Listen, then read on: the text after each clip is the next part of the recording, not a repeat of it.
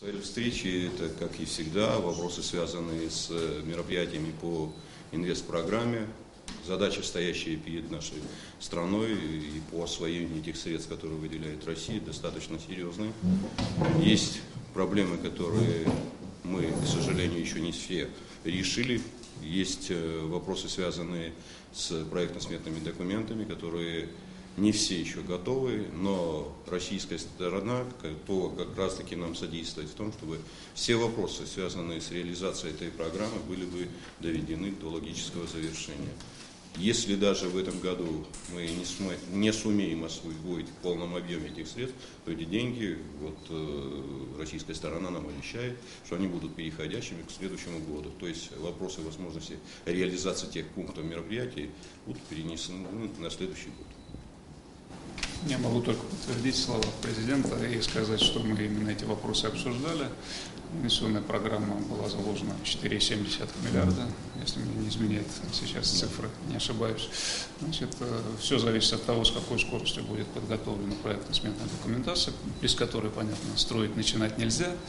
И если все получится, у меня взгляд такой, что мы значительную часть этих средств можем освоить, большую часть, может быть, там 2 с лишним, до 3 миллиардов в этом году уже вложим в Абхазию, и здесь начнут строиться объекты, продолжать строиться прежние, новые начнут работать стройки.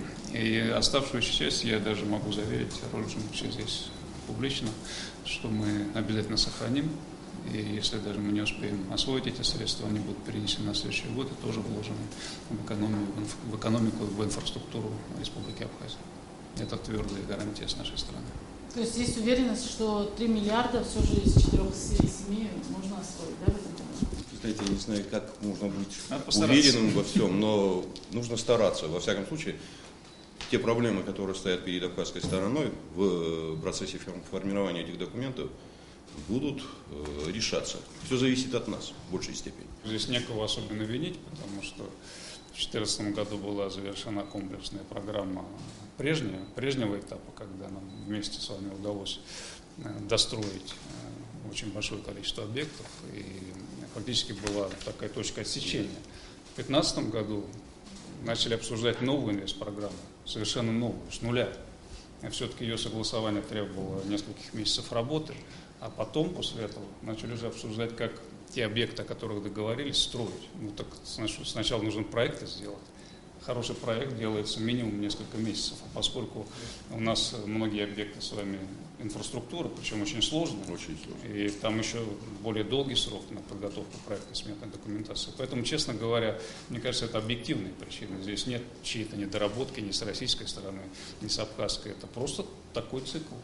Можно более общий вопрос? Как вы в целом оцениваете нынешний уровень российско-абхазских отношений? На достаточно высоком уровне. Наши отношения складываются. И я думаю, что только такими могут быть отношения между стратегическими партнерами. Абсолютно согласен. Я хочу как раз это и подчеркнуть, что мы союзники, и этим продиктованы наши отношения. Они самые близкие, которые только возможны в международных отношениях. Как, кстати, выполняется соглашение, договор о союзничестве и стратегическом партнерстве? Хороший вопрос.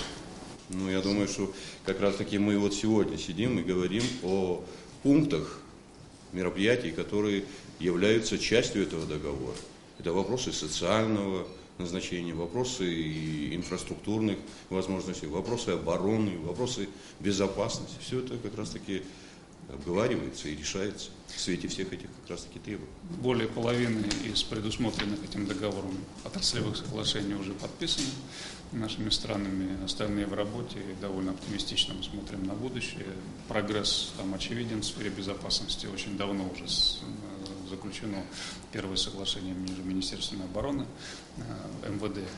Недавно тоже подписали акт о создании совместного информационного центра, который фактически будет координировать совместную работу в этом направлении. Пенсии уже выплачиваются увеличенные. Вот сейчас буквально в ближайшие дни и недели будет финансирование организовано дополнительных надбавок для работников бюджетной сферы. То есть процесс идет по всем направлениям абсолютно успешно. Вы сейчас проезжали границу, какая там ситуация? Большая очередь? Очередь большая. Большая очередь. И мне причем сказали, что утром была еще больше.